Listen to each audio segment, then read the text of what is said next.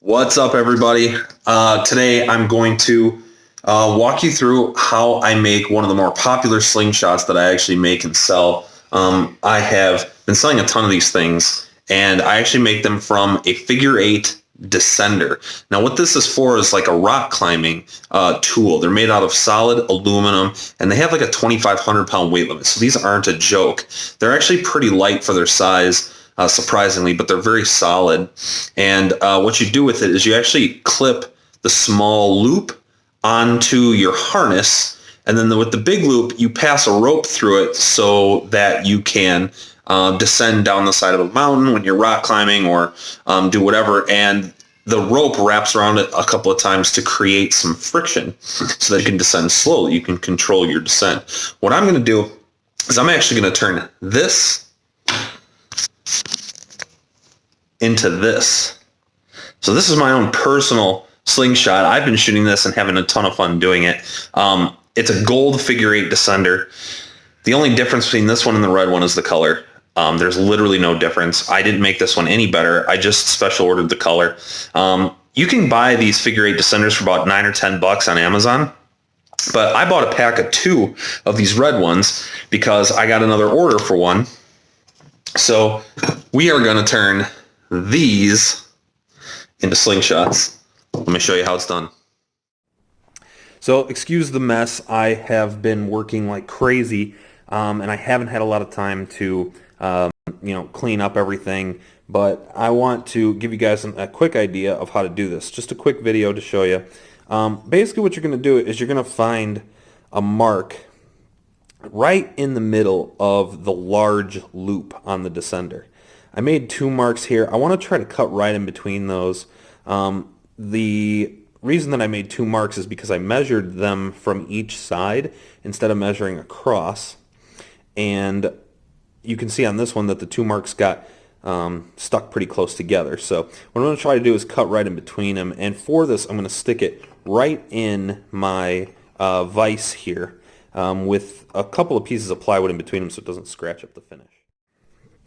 So my tool of choice for this is going to be my angle grinder, and I'm going to use a cutoff wheel that will basically chop right through the aluminum. If you don't have an angle grinder, you could pick up a hacksaw like this for just a few dollars, and it'll work just fine. It's just going to take a little bit of muscle power to get through the aluminum because, again, this stuff is pretty thick. It's probably, I don't know, half an inch thick or so.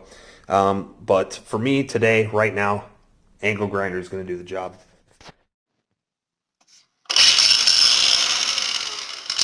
I love power tools.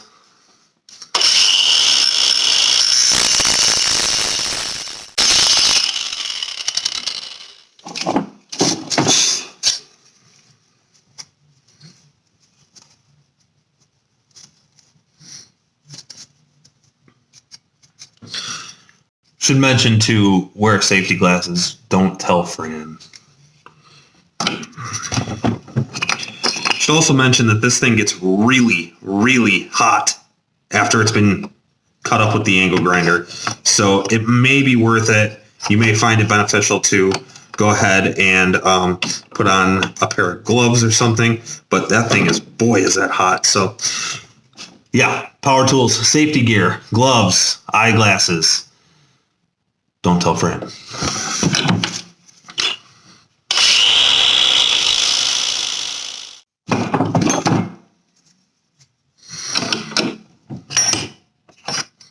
Hot! Boy, I should take my own advice sometimes.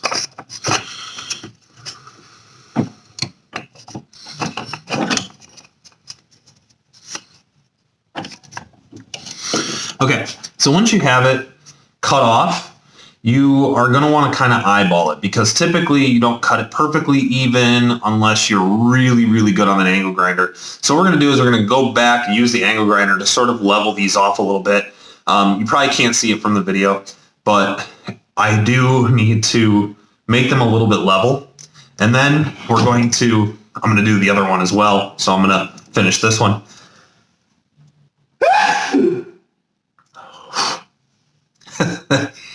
And then we will go ahead and start to sand the tips.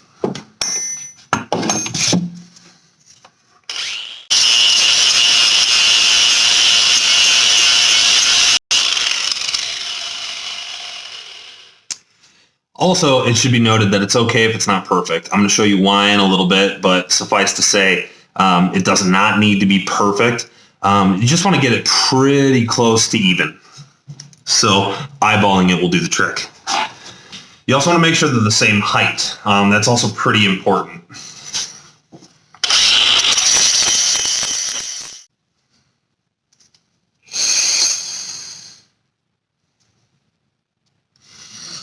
So what this is, it's a tiny little flap sanding wheel for the Dremel tool. And I think it's like 600 grit. So we're going to go ahead and hit that, smooth everything off nice and even, round off the edges, and then I'll give you a little bit of a close-up to show you what that should look like when you're done.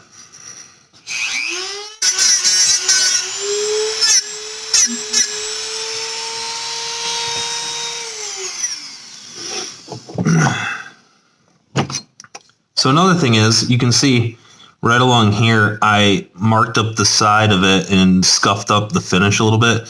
That's okay. It's more important to get it nice and rounded along the edge than it is to worry about scuffing up the edge. That's just for performance sake. You're going to be pulling latex across this, and if it's sharp at all, you will just snap the latex. So it's much more important to get this nice and rounded than it is to worry about scuffing. That's number one. Number two, we're actually going to cover this. If you can take a look on my finished one, you can see that I have rubber tubing, black rubber tubing, all the way up over the fork tips. So you're not going to see any of the slingshot along that fork because we're going to put that black rubber tubing on it. So it's not that important that it looks great. What's more important is that it's very, very smooth. Don't go quick on this part. It's very important that it's smooth. All right, so I'm back in the house, but you guys can see a much better picture of how smooth and nicely rounded the tips are. Again, it's very, very important just to keep them absolutely smooth. And you know, it looks like I scuffed up the finish, but we're gonna cap it with this. Order this on Amazon. 3/8 inch outside diameter, 1/4 inch inside diameter latex tubing. You can probably get this in a few different colors. I like to keep it black because black goes with everything. This is what it looks like here.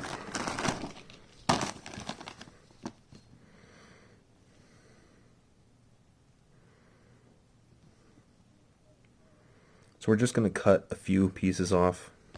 I'm going to measure it against this. Cut off a piece, one for each side. And then we're going to use the secret weapon, hand sanitizer, to get it to slide right on there. So I'm going to measure and cut these, and I'll show you what that looks like when it's done. So I got my little pieces cut. What we're going to do is squirt a little bit of the hand sanitizer down in there. And the reason you want to use hand sanitizer is because it's alcohol based, so it will evaporate fairly quickly. And just the friction, you can see that this won't fit over it very easily, but just the friction alone, once the hand sanitizer is dry, will make it so that that won't come off of there. First thing you're going to do, pop open a little bit. You're going to squirt some down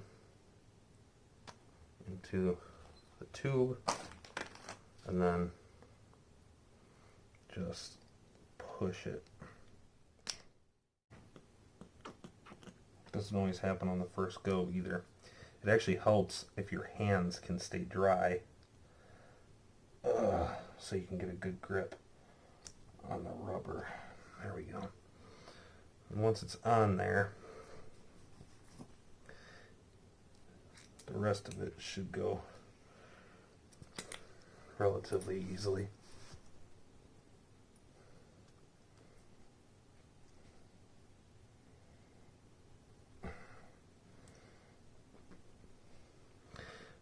like to do, you see this came off the end. What I like to do is push that back up over the top and then keep the tube over the top capped. So again, when you pull the rubber, when you pull the latex bands of the Slingshot over the top, over the edge, it's not sharp. This rubber tubing is actually covering up the edge, and it'll keep the frame from, cutting into the latex tubing. So I'm going to go ahead and try this one here. See if I can do this one a little bit quicker.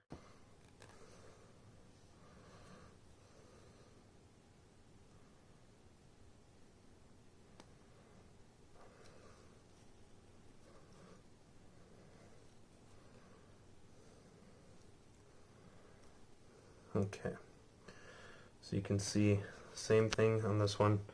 You just want to fix the rubber so that it stays capped over the top of the fork.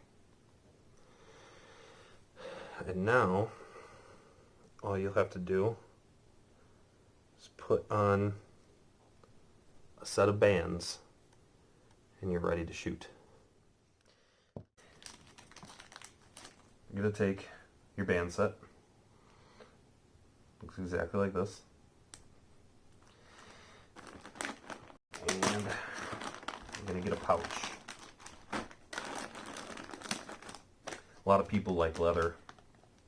I don't know if more people like leather or more people like microfiber, but I'm going to tell you straight up right now, I like microfiber. This is the bands that I like using. They're very thin, they're very reactive, they're very light. So this is a little piece that came with the pouches that I ordered. And essentially what you're going to do is stick it up like that, and you can see that the band is tapered. This is the narrow end, this is the wider end. The narrow end is what goes by the pouch. I'm just going to put that through that little wire. Can you see that okay? So there's a little wire that's stuck up through there, like that. You're going to put the narrow end here and pull it through. So now you have a little tag end that sticks out the back of the pouch like that. Now you want to make sure that it's about,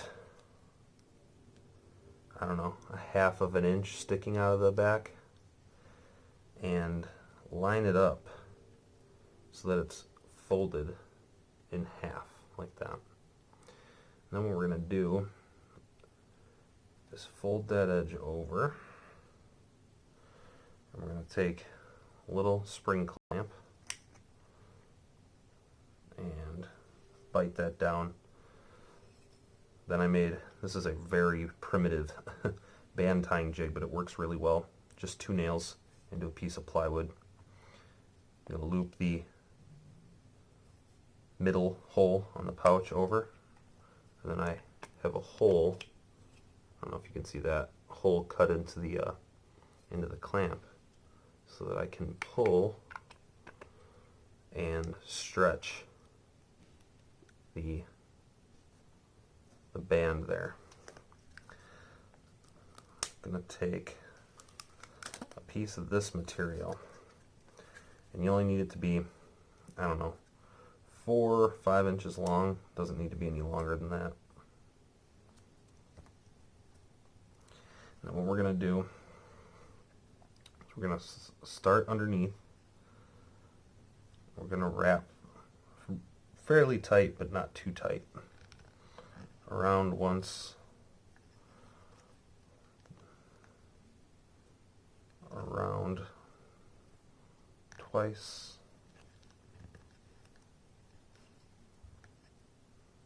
around 3 times, and around a 4th time. And then we are just going to tie a square knot. So you're going to go over, under, over, under, pull it down, and then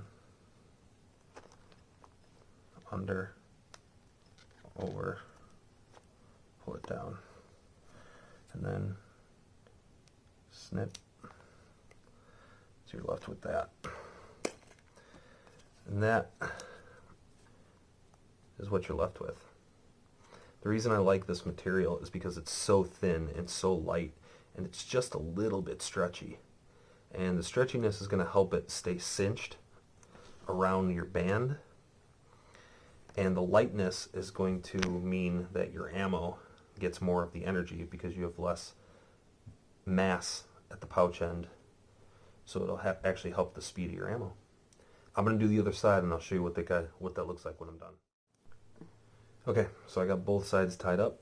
They're tied exactly the same way so that the weight is the same on both sides. And you can see if you fold the pouch in the middle, both bands are almost exactly the same length. So it's typical for one to be a little bit longer because nobody's perfect, but that's pretty close. Close enough anyway. So what you're going to do, there's a little bit left over of the thera-band that sticks out there. You're going to cut all of that off except maybe like 1/8 of an inch.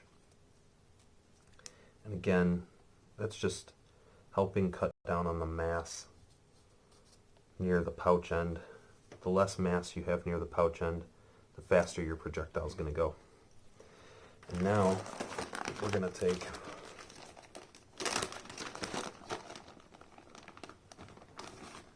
a couple of strips of thera-band gold. These are about 4 inches long. And what we're going to do is we're going to tie the band to the fork. So let me see here. I like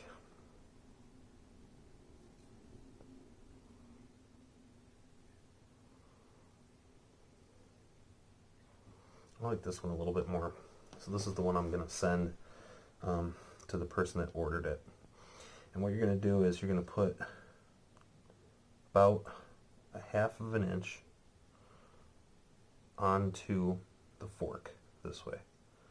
Make sure that when you pull it, both sides of the band are stretching evenly over the top. And then you're going to take your strip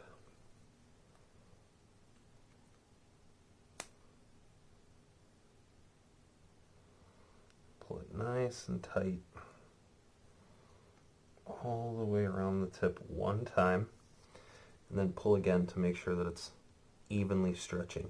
You don't want it to be doing that kind of thing or that kind of thing. You want it nice and centered over the tip. And when it's nice and centered, give it another wrap, then fold up the edge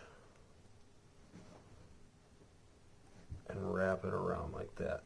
And that gives it a nice clean look. And now I'm just going to take it over a couple more times.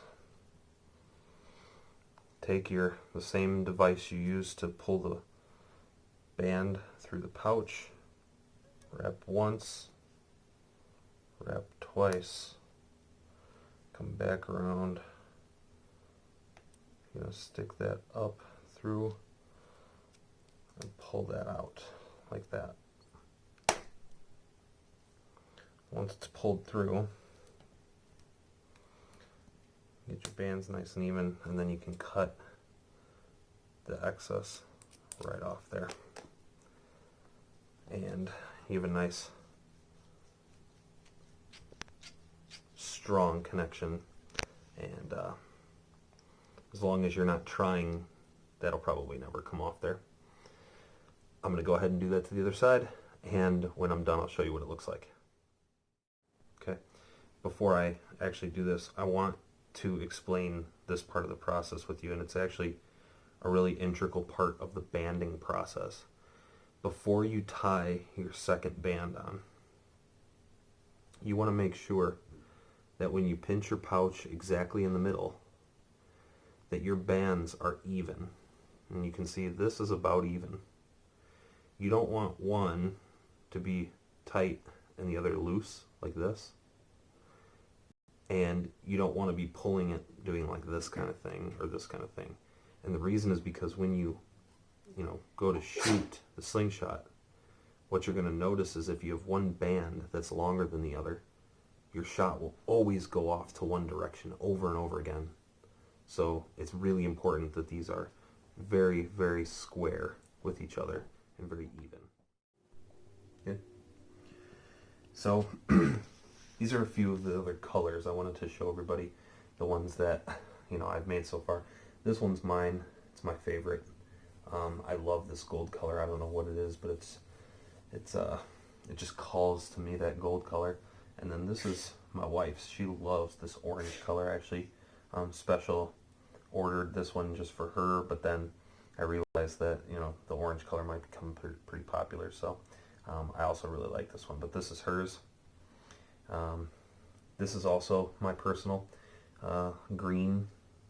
This one was a different shape. It was square, less circular and more like squared off. So, but this one was actually like twice the price of a typical figure 8 descender. So I don't think I'm going to sell it. I really like the bands that I got on there too. I picked this elastic up at Five Below for real cheap. It's doesn't last quite as long as like a good elastic does, and it's not quite as fast, but it's very, very cheap and it's very easy to draw, so it's good for target practice. And I got the gray, I got the black, I got the blue. I don't typically like blue as a generally speaking, but this blue color is just so nice. It's so deep and like rich. I really love that color, blue. But again, I don't generally like blue, so these are for sale. They are $35 each, and that will include shipping. It will include a band set that comes on the piece, just like this. It will include 2 additional band sets and 10 steel balls that are 3/8 inch or 9.5 millimeter, just so that you guys are aware. What I'm going to do to finish this up right now is make a lanyard. It's actually really important that these have a lanyard because they're so small. They fit in your hand like this. Put your pinky in the hole and you thumb and index finger shoot these. That's why the rubber is nice, because it adds a ton of grip on an otherwise fairly slippery surface. The lanyard is for additional protection. You could put the lanyard on and you could shoot this without closing your hand. Okay? And if I was to accidentally let slip, it's not going to fall and damage the slingshot. Now, you can see this one. My wife has, she doesn't like the lanyard. She doesn't want a lanyard. I'm going to include them on mine. You can cut them off. It's very simple. It's just made out of paracord. So, I'm going to take a bit of paracord, cut, lighter to very gently melt the ends so it doesn't continue to splay.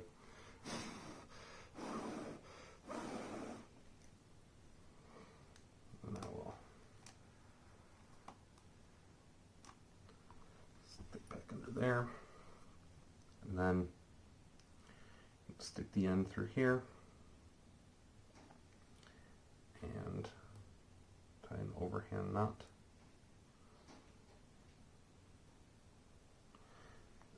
And that's it. That's all you'll need. This one's going to get packaged up and mailed tomorrow. But it came with a partner, another red one, so that's another one that I have for sale right now.